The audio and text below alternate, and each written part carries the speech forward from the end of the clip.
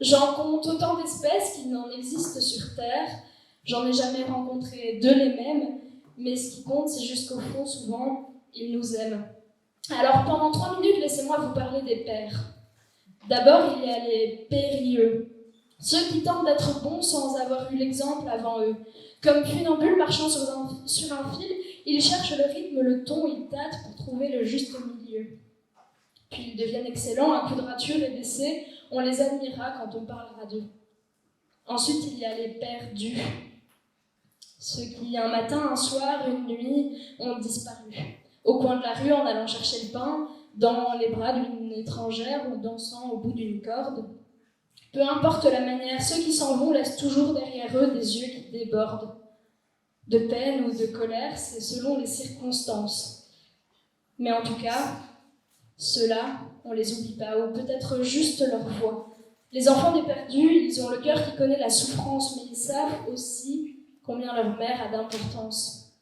Dans le catalogue des paternels, j'appelle maintenant les pertinents, ceux qui ont toujours le bon conseil et le mot qui rassure à tout moment. C'est le père bien rangé qui t'enseigne ses apprentissages avec sagesse. Autour d'un thé ou d'un café, il te raconte ses plus grosses erreurs et ses plus belles prouesses.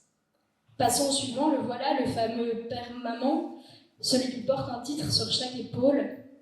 Père le jour, mère le soir ou l'inverse. Quoi qu'il en soit, il tient les deux rôles. Peu importe les raisons qui l'ont mené là, il allie douceur et sévérité. Il aide pour les maths, prépare le goûter, borde les petits le soir et lit des histoires. Il va aux réunions des parents et il se trouve toujours bien embêté quand le prof demande où est la maman. Il a appris à faire des tresses et joue au ballon sans stress.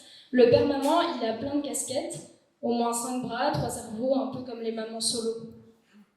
Arrivons à la dernière catégorie, alors parlons-en maintenant du père d'Amy. Amy, c'est moi, mon blaze de Miss Ginger, c'est juste mon déguisement contre la peur. Son père à elle, comme beaucoup d'autres, il cumule les profils. Il a à peu près tout ce que je vous ai cité avant en saupoudrant le tout de conditions subtiles. Être parent, ça ne s'apprend pas, on fait avec ce qu'on a. C'est ça qu'il m'a toujours dit, mon papa. Il m'a servi cette phrase toute mon enfance, à chaque dispute, et je lui en ai souvent voulu. J'avais le sentiment qu'il se cachait derrière cette phrase qui sonnait comme une excuse. Mais je commence à cheminer et je comprends qu'il avait raison maintenant qu'il s'use.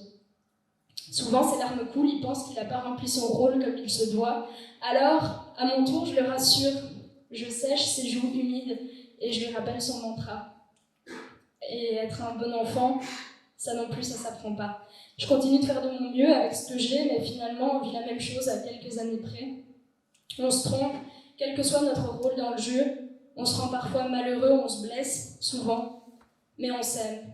Ah ouais, on s'aime foutrement. Alors dites-moi, est-ce que c'est pas l'essentiel finalement de ne garder sur la langue que le goût du miel ?